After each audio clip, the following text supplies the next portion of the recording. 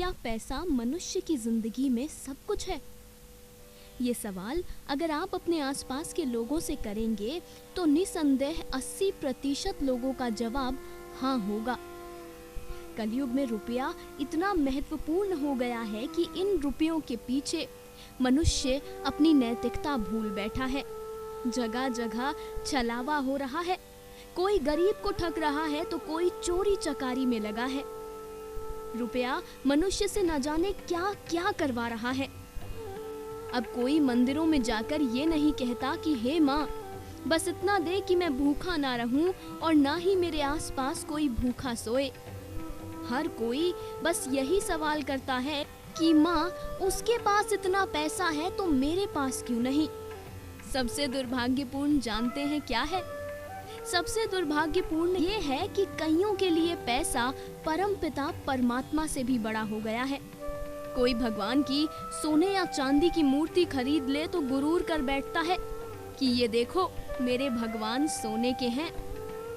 मूर्ख ये नहीं जानते कि वो उनके लिए सोना है, लेकिन ईश्वर के लिए खाक समान। ईश्वर के लिए अगर कुछ बहुमूल्य है तो वो मनुष्य की नियत, उसकी आस्था है। हर किसी को बस धनवान होना है, जितना है उससे ज्यादा चाहिए। गरुड़ पुराण में ऐसे लोगों का भी जिक्र किया गया है। जी हाँ, इस महापुराण में बताया गया है कि क्या होता है उन लोगों के साथ जिनकी पूरी जिंदगी रुपए कमाने में निकल जाती है। तो चलिए बिना देरी किए आपको बताते हैं कि गरुड़ पुराण के अनुसार क्या होता है उनके साथ जिनके लिए प्रभु से भी पहले है पैसा।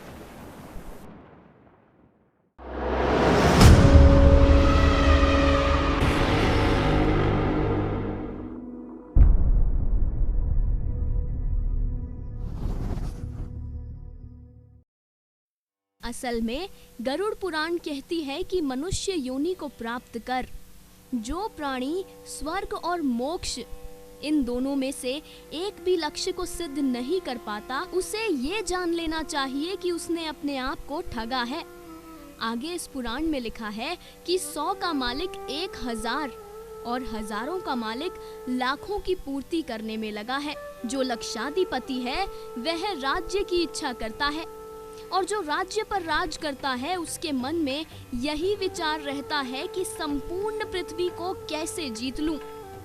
जो चक्रवर्ती नरेश है वो देव तत्व की इच्छा करता है।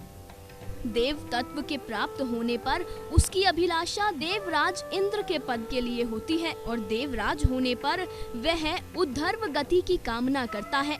ऐसे प्राणी की तृष्णा फिर भी शांत नहीं होती।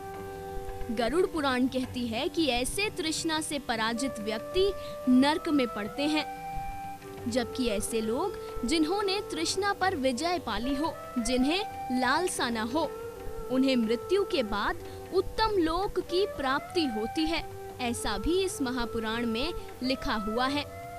जी हाँ, गरुड़ पुराण के अनुसार मन में तृष्णा रखना भी एक प्रकार का पाप है, जबकि वो प्राणी जिसके मन में तृष्णा नहीं होती वो इस पुराण के अनुसार उत्तम लोक को प्राप्त करता है। तो लीजिए गरुड़ पुराण में उन लोगों के लिए क्या लिखा है जो सदैव पैसों के पीछे भागते हैं। हमने आपको बता दिया कि ऐसे लोग इस पुराण के अनुसार नर्क के भोगी होते हैं, नर्क में सजाएं प्राप्त करते हैं। तो अब जो गरुड़ पुराण में लिखी इस बात को समझना चाहते होंगे वो समझ गए होंगे कि हम क्या कहना चाहते हैं, और कुछ लोग समझकर भी ना समझ होने का ढोंग कर खुद को फिर से ठगेंगे, जैसा कि गरुड़ पुराण में लिखा है। लेकिन फिर भी इस रिपोर्ट के अंत में हम ये जरूर कहेंगे कि प्रभु से उतना मांगिए जितनी जरूरत हो, क्योंकि जरूरी जरूरत का पूरा होना ही है, इच्छाओं का तो कभी अंत नहीं होता। और इस रिपोर्ट के अंत में हम अपने एक दर्शक का जिक्र करना चाहेंगे। ये दर्शक हैं आरजे राजीव हरी।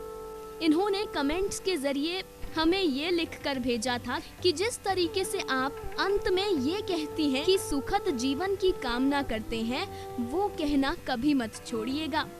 तो लीजिए इस बार भी जाते जाते हर बार की तरह कहेंगे कि कथा सागर की पूरी टीम सदैव आप सभी के सुखद व सुरक्षित जीवन की कामना करती है। आरजे राजीव हरी।